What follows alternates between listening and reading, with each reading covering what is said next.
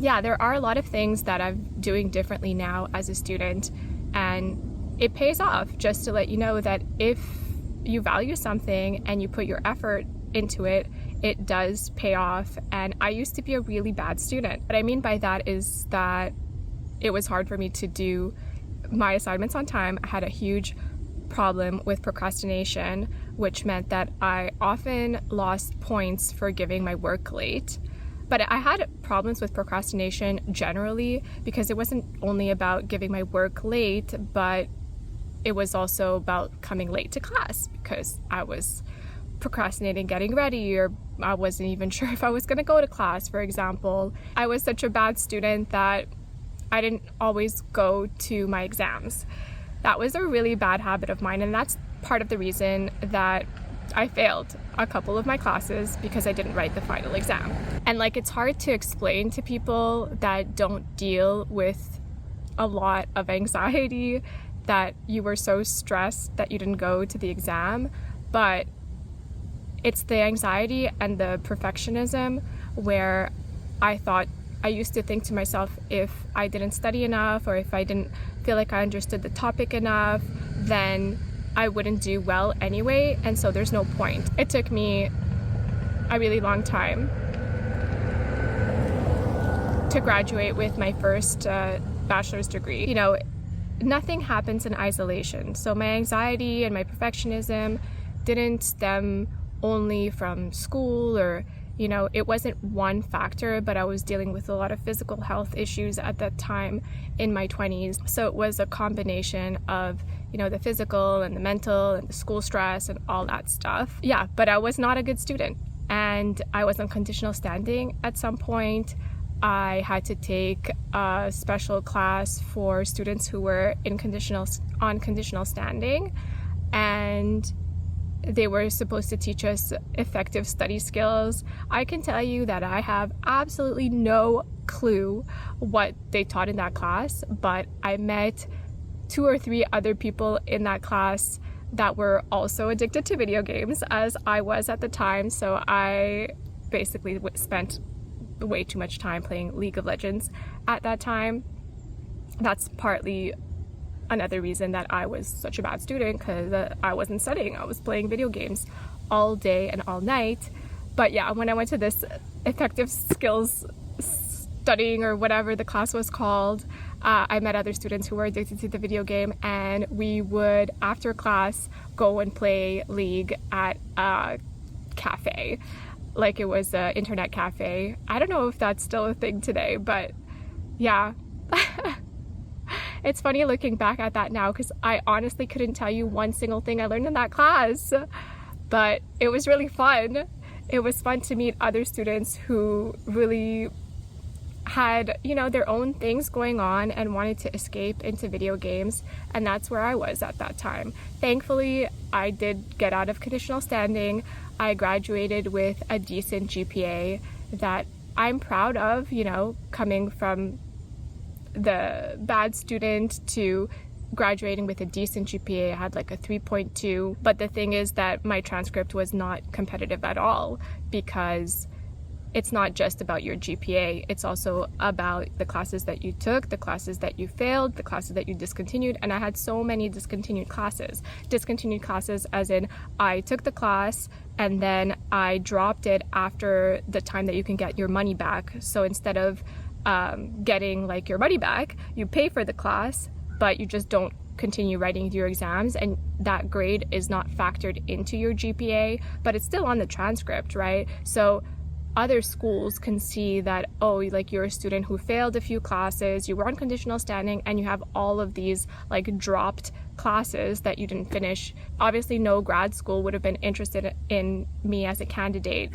Now, I had decided to go back to school in my 30s, and that was not an easy decision. It took me a long time to decide to go back to university. For the longest time, I just didn't believe in myself, because my first experience showed me that I'm not capable of getting good grades, or at least, that's what I thought.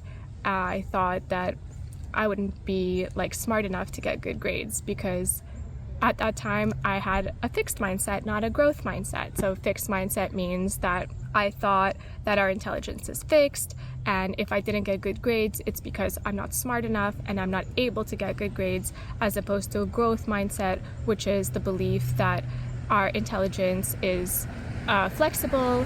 It depends on the things that we learn, our experiences, our desire to learn, the effort that we put. Yeah, so I used to believe that I had that like fixed, kind of intelligence, and if I didn't do well, it means that I can't do well. But it took me a long time to think otherwise, and I remember just one day having the thought, not that I could do it, but I had the thought that maybe I could do it. What if I could do it? And that thought honestly carried me through. It pushed me to apply to go back to university, because it gave me the doubt that I needed to start believing in myself again. It gave me the doubt in my inability, and gave me hope that I could do it, that I might be able to do it. And I had made a deal with myself that, because in university is really expensive. If I don't get A- or higher than that as a GPA, I would drop university and I would give up, because I knew that grad schools are really competitive and that you needed to have these high grades in order to have a chance. And to my great surprise, my first semester, I did great. I hit my goal and better.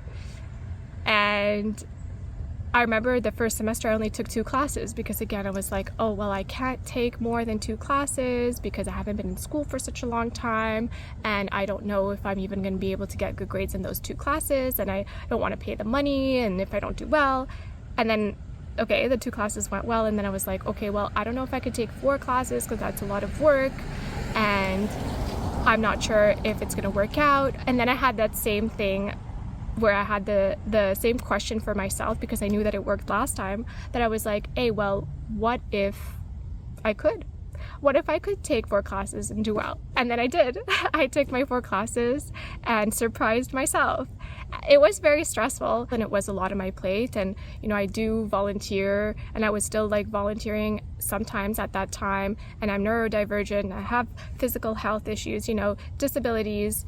So I did learn that I don't want to take 4 classes at a time, but I showed myself that I could do it and I could succeed in it. And now I'm 2 years in.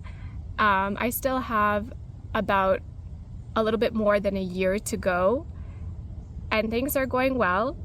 I'm where I need to be, even though that is sometimes, hard to accept that at my age, I'm 35, I'm only here, which is getting my bachelor's degree, and a lot of the people that are my age are doing a lot more than me, and they're already settled in their career, and they have a family. Not that I'm looking to have a family, but it's like society's markers of success.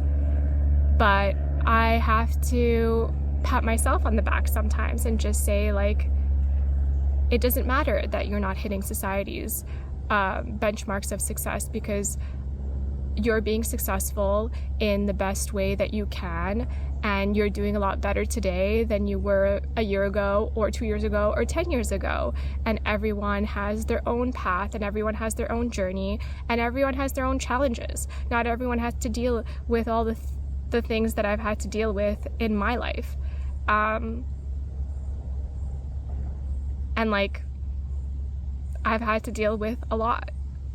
Anyway, that's my ADHD, and I went on this huge tangent, but I wanted to say that I am happy to be on vacation, and I want to work on my mental health, my physical health, my spiritual health, and do more volunteering, community, friendship, take myself out on solo dates. So maybe I'll take you with me and say hi when I'm there. Anyway, love you, bye.